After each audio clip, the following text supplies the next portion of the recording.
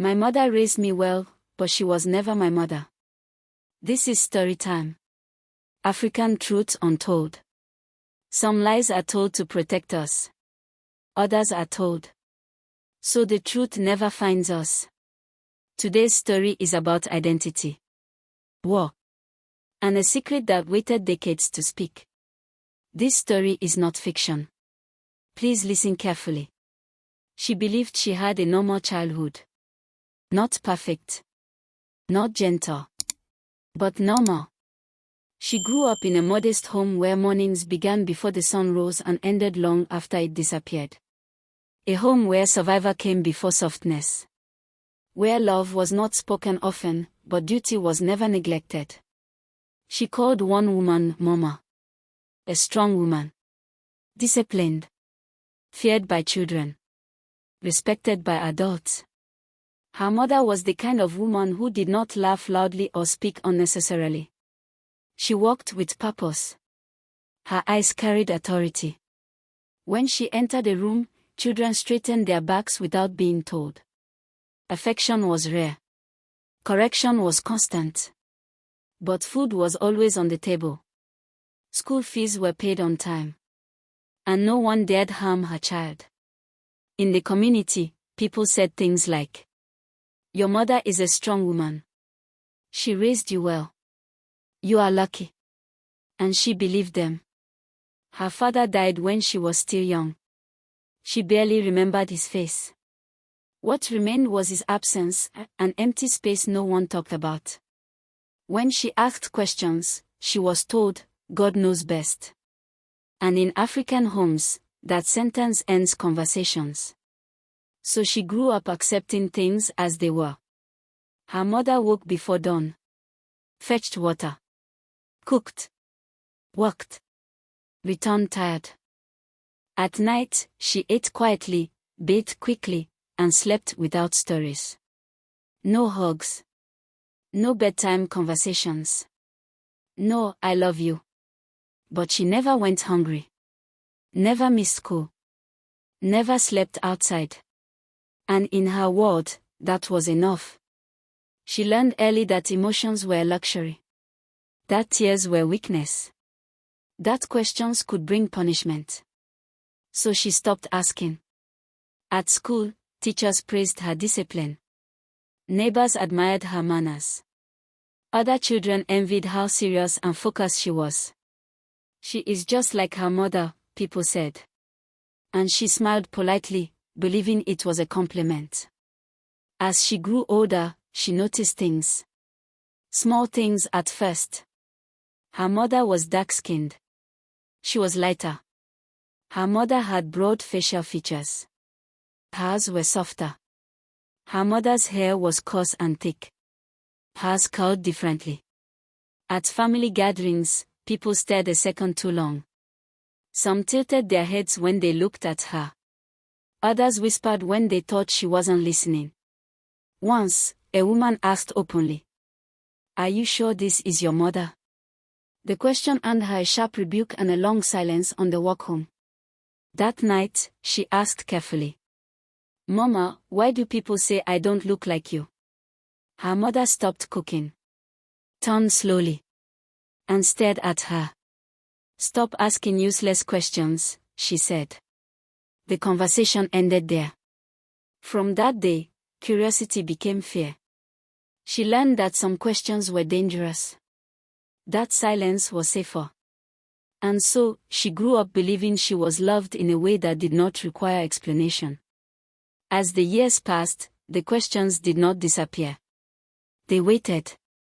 They followed her into adolescence. Into womanhood. Into quiet moments when she stared at her reflection and tried to trace familiarity in her own face. She didn't see her mother there. She saw herself. And the gap between those two images grew wider. Relatives avoided the topic. When she entered a room, conversation shifted. When she left, whispers resumed. In African homes, silence is never empty. It is full of things people are afraid to say. She noticed how her mother corrected her more harshly than other children. How praise was rare. How affection felt measured, restrained, as if given with caution. She began to wonder if she had done something wrong. Was she too difficult? Too different? Too much? At times, she convinced herself that love simply came in different forms. That not all mothers were warm. That provision was affection. Still, the feeling followed her. That she belonged. But not completely. Then came the stories of the war. Not from her mother. From outsiders. From elders who spoke in hushed tones. From radio broadcasts. From fragments overheard in conversations not meant for children. She learned that during the Civil War, villages were burned. Families were scattered. Children disappeared. Women ran with babies who were not theirs. Records were destroyed. Names were lost. Lives were rearranged. People survived however they could. When she asked her mother once if the war affected them, her mother answered only, "We survived. That is enough." And again, silence sealed the truth. She married later than most women in her community. She was cautious with love. Reserved. Afraid of closeness. Yet, she carried the discipline she was raised with into her own life. She became responsible. Independent. Strong. Just like the woman who raised her. And still, something felt unfinished. Years later, after her mother's death, the truth would finally begin to surface. But first, the war. The Civil War was not just gunfire and blood. It was confusion. It was panic. It was impossible choices made in seconds. Women ran without knowing where they were going. Children cried until their voices broke. Soldiers fired without asking names. In that chaos, survival was instinct. And motherhood became complicated. The Civil War did not announce itself politely. It arrived in the early hours of the morning. With shouting. With boots on dirt roads. With gunfire that sounded unreal at first, like fireworks, until people started falling. Villages that had existed for generations were emptied in days. Houses burned. Farms abandoned. Children scattered. Some ran with parents. Some ran alone. Some were carried by strangers whose names they would never learn. Women made impossible choices. Run with one child and leave the other behind. Hide in the bush and pray soldiers passed by. Pretend a child was theirs just long enough to escape. In war, morality bends under survival. No one keeps score. No one asks questions. The woman who raised her was there.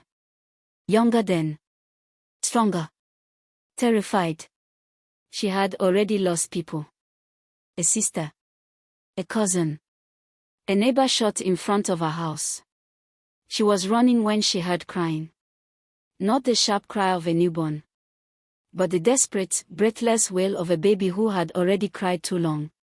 She followed the sound. Behind a fallen wall, she saw a woman lying still.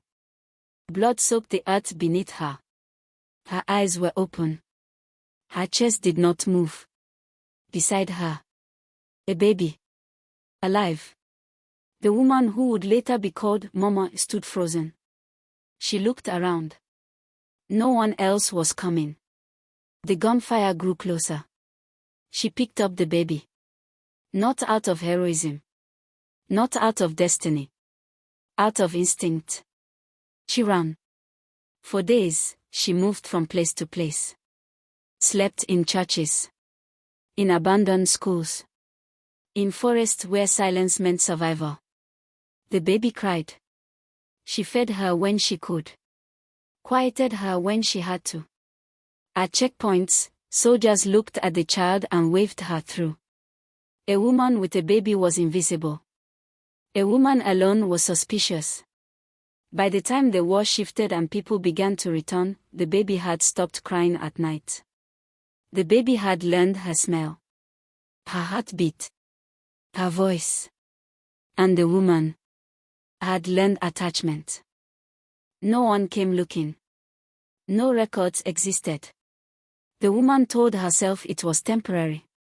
That when things settled, someone would ask questions. But no one did. So she stayed. She gave the baby a name. Registered her at school. Introduced her as her daughter. And with each passing year, the truth became heavier. Harder to explain. Harder to undo. Until one day, it was no longer a lie. It was life. Her mother died suddenly. No warning. No long illness. Just one morning she woke up and could not stand. By evening, she was gone. The house filled quickly. Neighbors arrived. Relatives came from far places. Women cried loudly. Men spoke in low voices. She stood in the center of it all. Dry-eyed. Numb. People praised her strength. You are strong like your mother. She raised you well. She did a good job. She nodded. At the funeral, she wore black and held herself together with discipline she had learned since childhood. Then, an old woman approached her. Very old. Bent. Her eyes cloudy with age. She took her hands. Held them longer than necessary. And whispered. You look exactly like your real mother. The word stopped. Real mother. The woman said nothing else. She released her hands and walked away, disappearing into the crowd. The sentence stayed. Echoing. Real mother.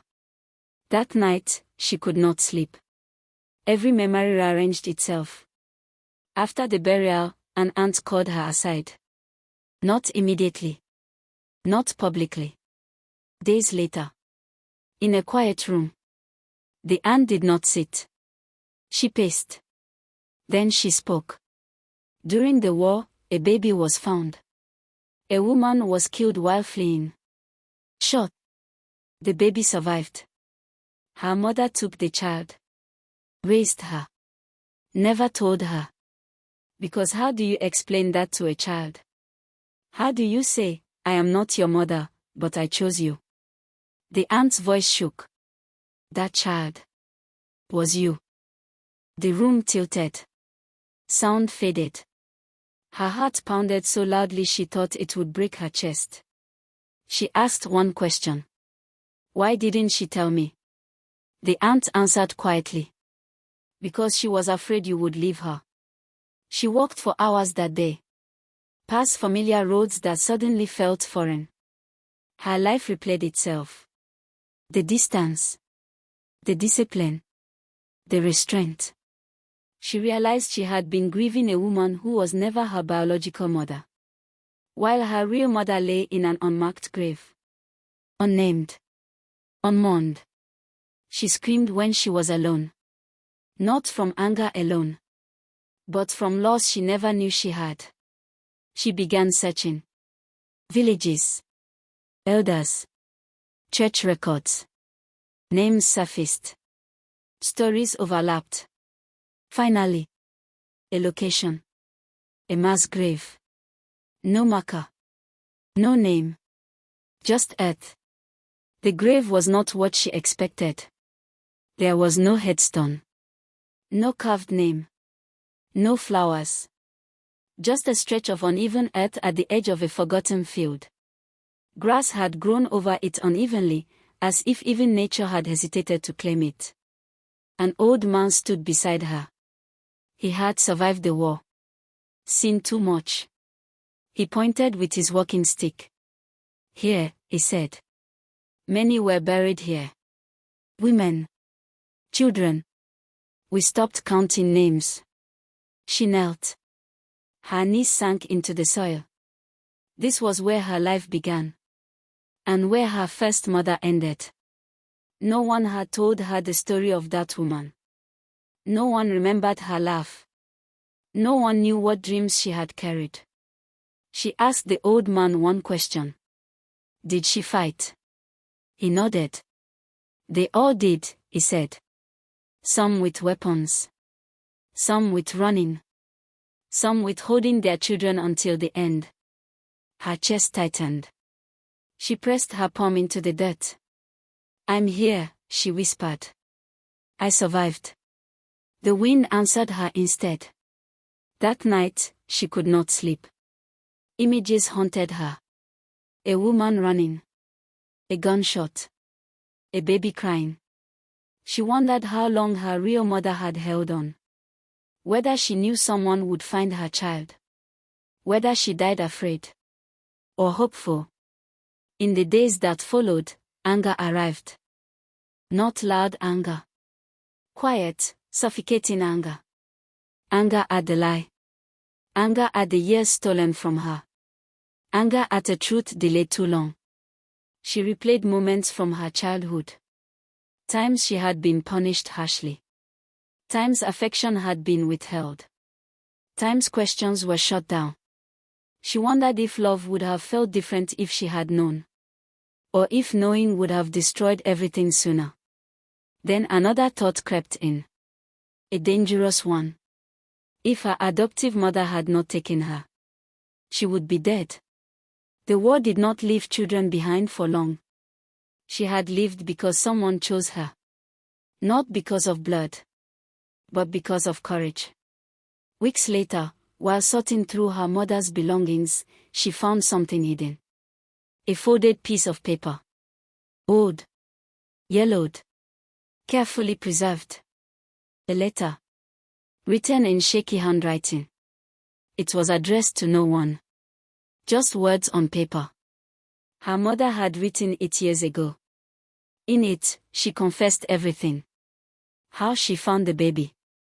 How she meant to tell the truth one day. How fear stopped her. The letter ended with one line.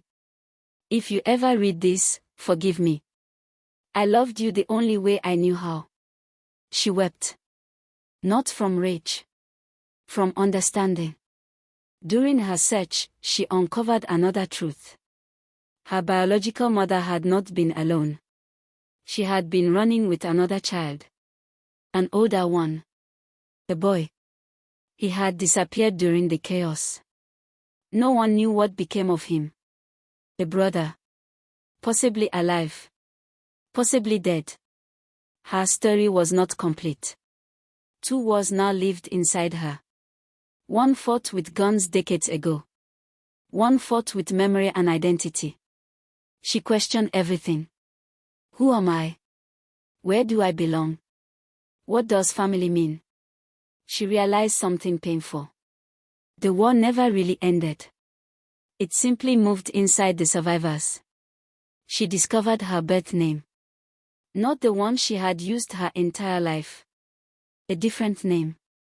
One chosen by her real mother. She said it out loud for the first time. It felt unfamiliar. Heavy. Sacred. She did not change her name. But she carried it quietly. Like a second heartbeat. Standing between two graves. One marked by memory. One marked by earth. She finally understood. She was born twice. Once through blood. Once through choice. And both births cost someone their life. Funerals are supposed to bring closure. This one didn't. The burial of the woman who raised her had already passed. But grief did not follow the rules. It lingered. It waited. It returned at unexpected moments. After discovering the letter. After standing at the unmarked grave. She realized the funeral was not over. It had only changed its shape. She returned to her hometown.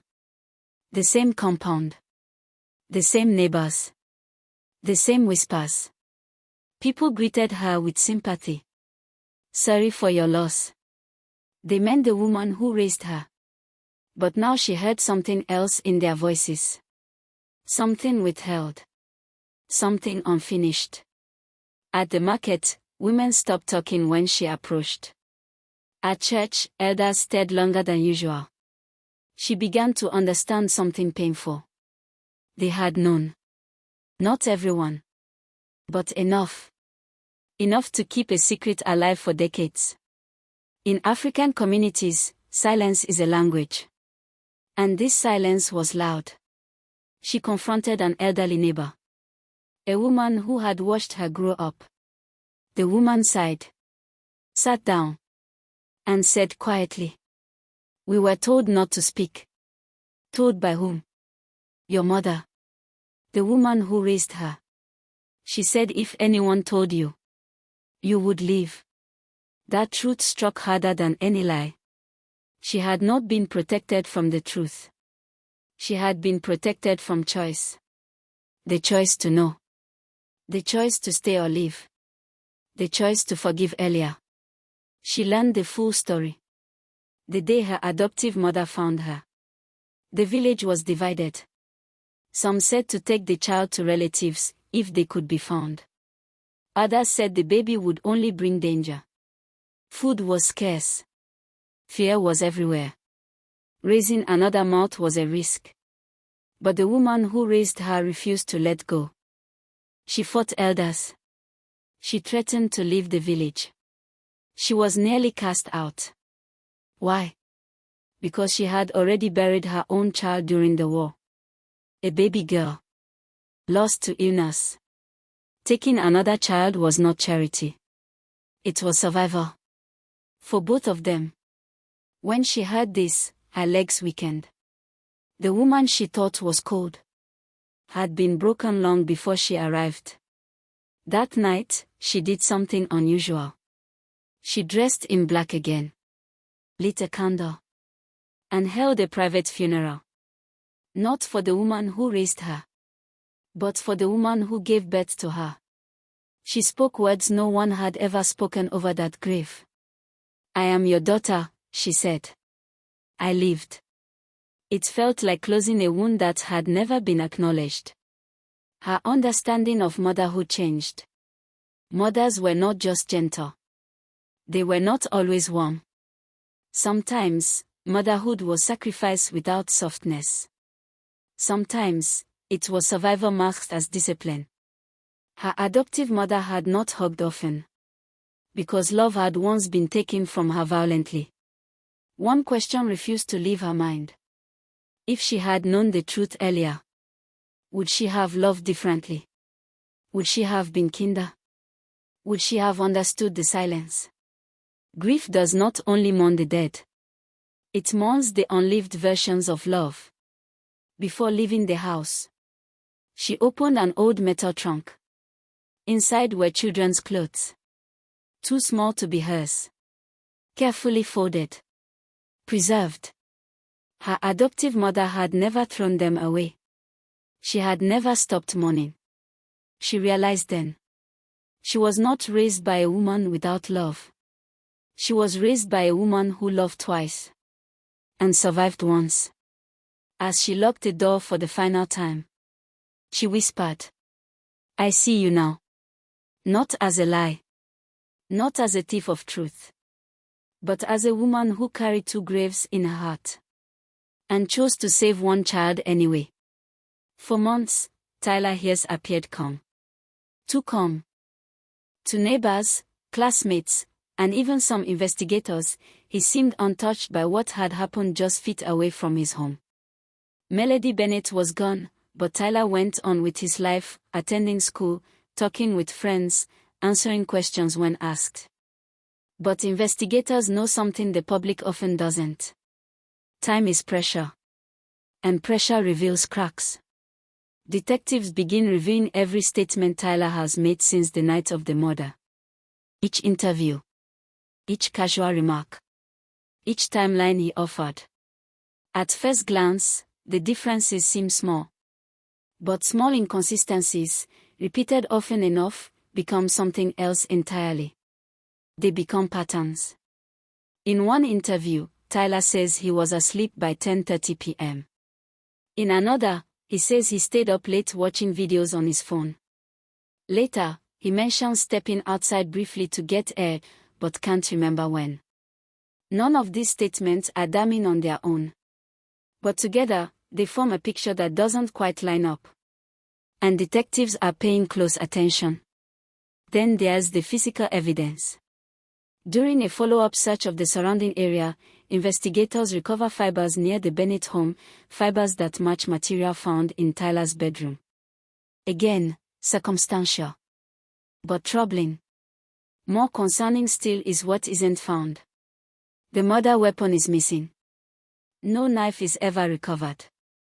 And Tyler, when asked directly about weapons in the home, hesitates. Just for a moment. But long enough for seasoned detectives to notice.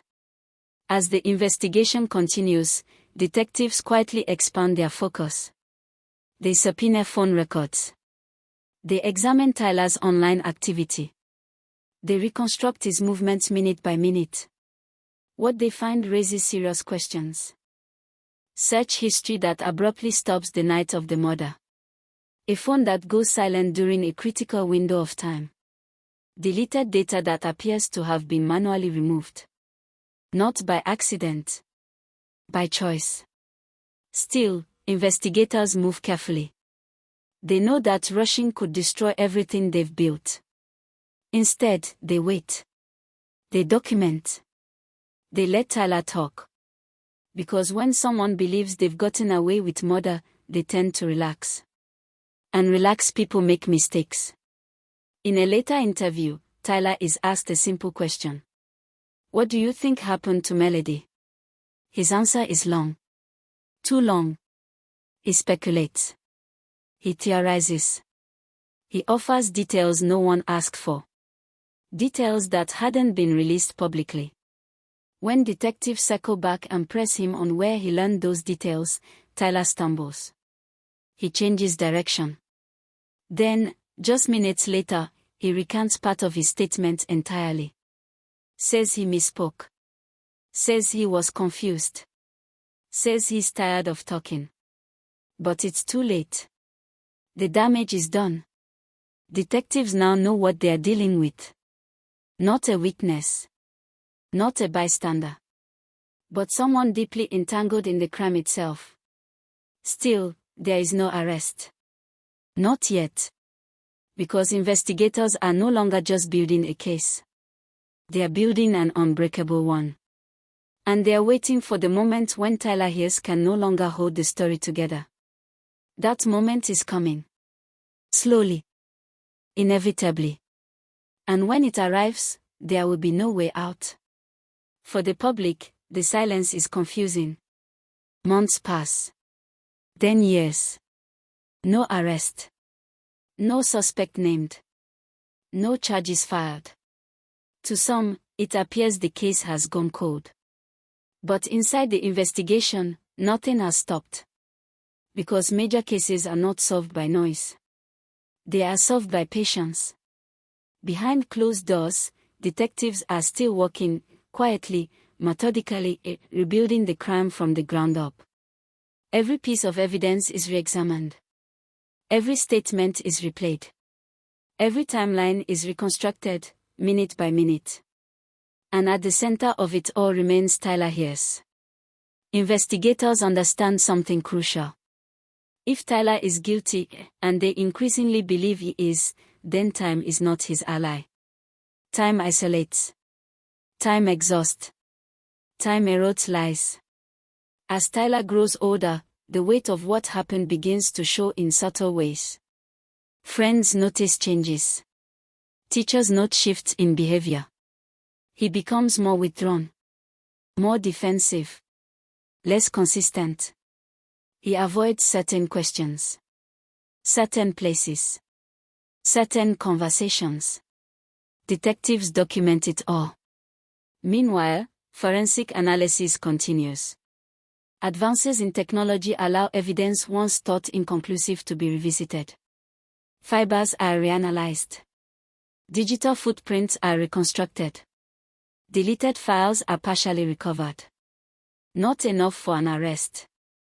But enough to tighten the net. Investigators also begin building what's known as a behavioral profile, a psychological map of Tyler's actions before and after the murder. What they find is troubling. There is no panic immediately after Melody Bennett is killed. No frantic attempts to help. No visible shock. Instead, there is control. Containment. A teenager who returns to normal routines with alarming ease. This isn't proof. But it is context. And context matters. Then there's Tyler's own words. Over time, detectives notice that his language begins to shift. He speaks less in absolutes. More in hypotheticals. If someone did something like that, I guess it's possible that. I don't really remember that part. Subtle changes. But consistent ones.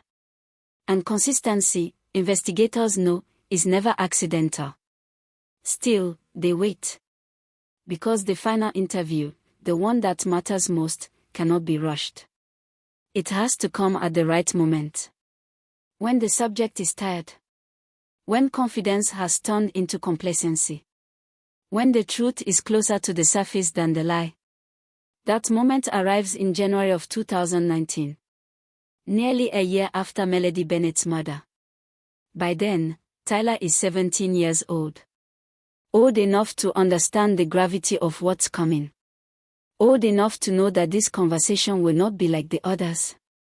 When investigators ask Tyler to come in one last time, he agrees. No lawyer. No parent. Just him. And the detectives. He sits down across from them, unaware that this interview is not about asking questions. It's about closing doors. Because everything they need is already in place. All that remains is to see whether Tyler Hayes will tell the truth. Or collapse under the weight of his own story. The interview room is small. Neutral. Intentionally unremarkable. Two detectives sit across from Tyler Hayes. A camera hums quietly in the corner. This is not an interrogation in the way people imagine, no shouting, no threats, no raised voices. It's controlled. Calculated. Because the goal is not to scare Tyler. It's to let him talk. Tyler appears calm. Almost relaxed. He answers questions politely, confidently, as he has many times before. Where he was that day. What he did afterward. What he remembers about Melody Bennett. At first, his story matches previous statements. Almost perfectly. But detectives already know something Tyler doesn't. They aren't listening to what he says. They are listening to how he says it. They begin gently. Asking him to recount events again. Slowly. From the beginning. Minute by minute. Tyler hesitates. Just slightly. He repeats himself. Then contradicts himself. Small things. A time that shifts by 10 minutes. A detail that disappears. A sequence that no longer makes sense. The detectives don't interrupt. They let the silence stretch. Because silence makes lies uncomfortable. Then comes the turn. One detective leans forward. Not aggressively. Deliberately. And says something simple. Something devastating. We know more than you think. Tyler blinks. His posture changes. Shoulders tighten. Breathing quickens. Still, he tries to maintain control. He explains. Rationalizes. Speculates. But now, his answers are no longer clean. They are messy. Defensive. Circular. Then detectives present inconsistencies, carefully, one at a time. Not accusations. Just facts. Facts Tyler cannot explain away. He is confronted with evidence that places him closer to Melody than he admitted. With timelines that don't align. With digital data that contradicts his version of events. Tyler shifts in his seat. Looks down. Rubs his hands together. The confident teenager from earlier interviews is gone. In his place is someone tired. Cornered. Then something unexpected happens. Tyler changes tactics. He recants part of his earlier statement. Just minutes after giving it. He says he was mistaken. That he remembered wrong. That stress must have confused him. But investigators know what recanting really means. It means the original lie has collapsed. And now he's scrambling to rebuild it. The detectives press gently, but firmly. They don't accuse him of murder. They don't say Melody's name. They talk instead about pressure. About how secrets feel heavier over time. About how people make mistakes when they're young. And then they wait. The room is silent. Longer than Tyler expects. Longer than he can tolerate. Finally, his voice cracks. Not into a confession. But into something closer. He admits being there. Admits knowing more than he said. Admits that things got out of control. Still no full admission. But the wall is broken. For investigators, this is enough. Not to arrest him that day. But to confirm what they already believed. Tyler Hayes is no longer just a person of interest. He is their suspect. And now, they move. Quietly. Decisively. Behind the scenes, paperwork begins. Charges are prepared. Warrants drafted. The machinery of justice, slow but relentless, finally engages. Tyler leaves the interview room unaware that his freedom has an expiration date. That the story he's been telling himself for nearly a year is about to end. Because once the truth starts speaking, it doesn't stop. The arrest does not happen dramatically. There are no flashing lights. No shouting. No sudden chaos. It happens quietly.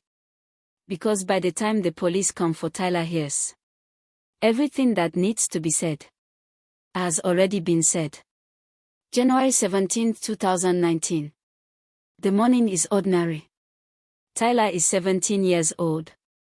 He wakes up believing this day will be like every other day since the murder.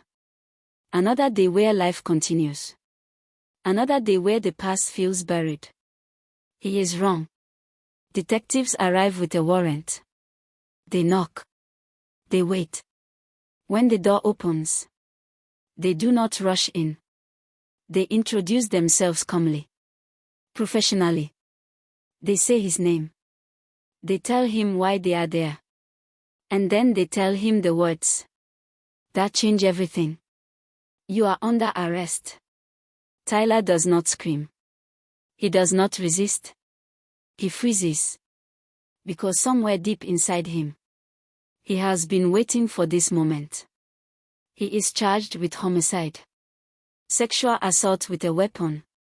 Armed burglary. Words too heavy for someone still legally a child. Words that erase childhood instantly. As he is led away, neighbors watch.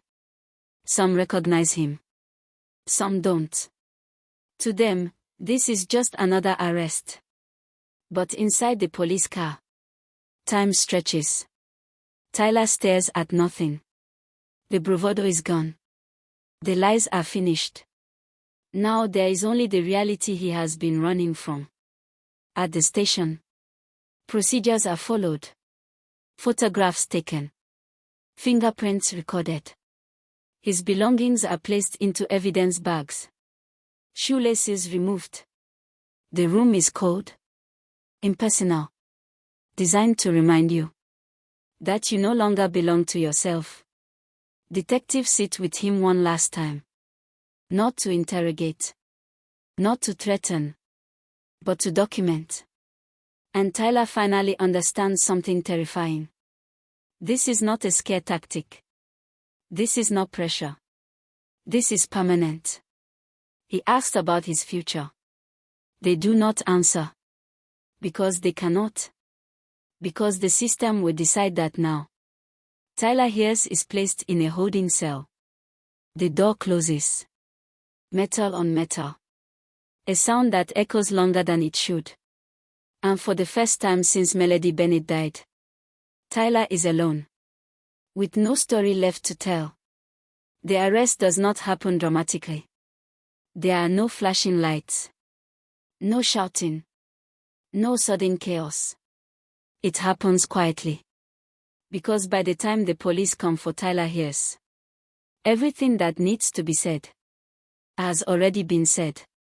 January 17, 2019. The morning is ordinary. Tyler is 17 years old. He wakes up believing this day will be like every other day since the murder. Another day where life continues. Another day where the past feels buried. He is wrong. Detectives arrive with a warrant. They knock. They wait. When the door opens, they do not rush in. They introduce themselves calmly. Professionally. They say his name. They tell him why they are there. And then they tell him the words that change everything. You are under arrest. Tyler does not scream. He does not resist.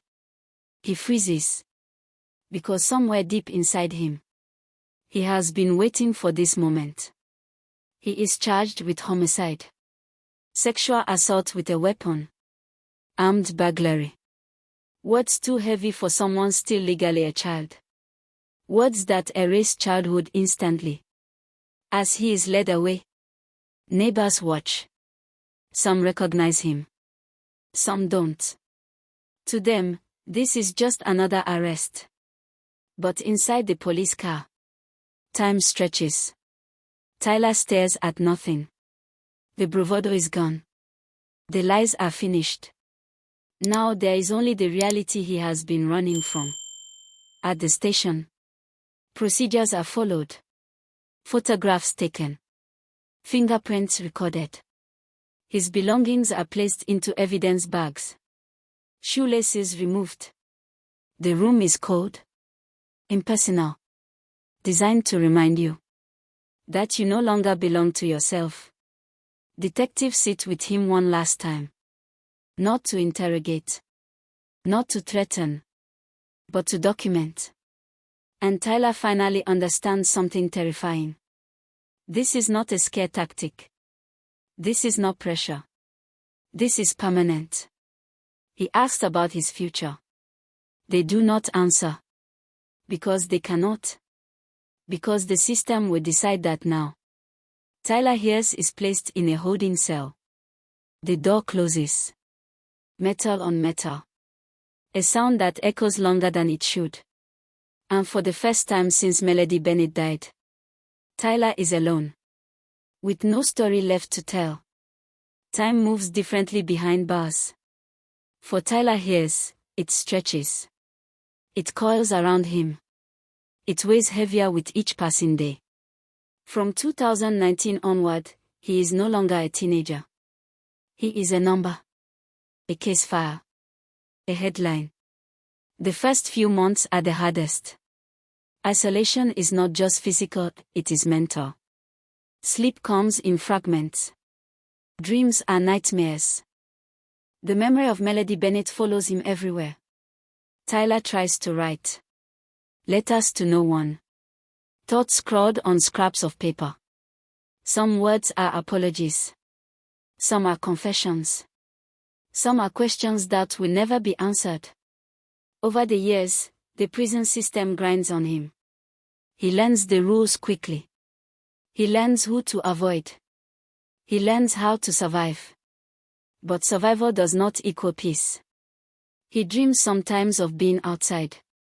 Of the bus he rode that morning. Of the sun hitting the trees along County Road 625. He imagines walking past the homes, past the neighbors, past the truth he cannot escape. Then comes January 2025. 7 years have passed. Tyler is 24.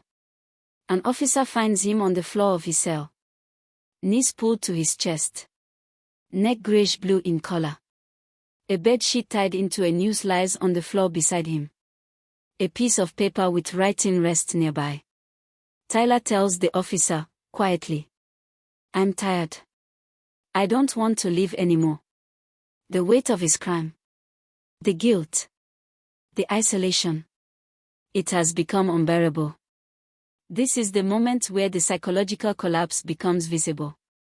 Years of repression, fear, and shame have built a pressure too great to contain. Tortured by the memory of what he did, Tyler agrees to an open plea deal. No more trials. No more public scrutiny. The sentence is life at the Florida Department of Corrections. 1 life taken. 2 families destroyed. A youth lost. A future erased. And in the quiet of that cell, Tyler Hears finally understands that some actions echo forever. There is no undoing. There is no escape. Just the life he will now live. Years have passed since the arrest. The investigation is over. But the echo of Melody Bennett's life and her loss lingers in every corner of Sumter County. For the community, there is a quiet grief.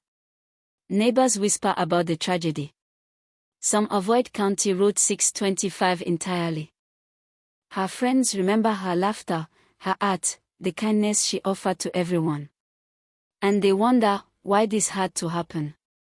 Tyler Hears sits behind bars, a man shaped by guilt, fear, and choices he can never undo. He had youth, opportunity, family. And yet, one impulsive act destroyed everything. Detectives reflect on the case for years.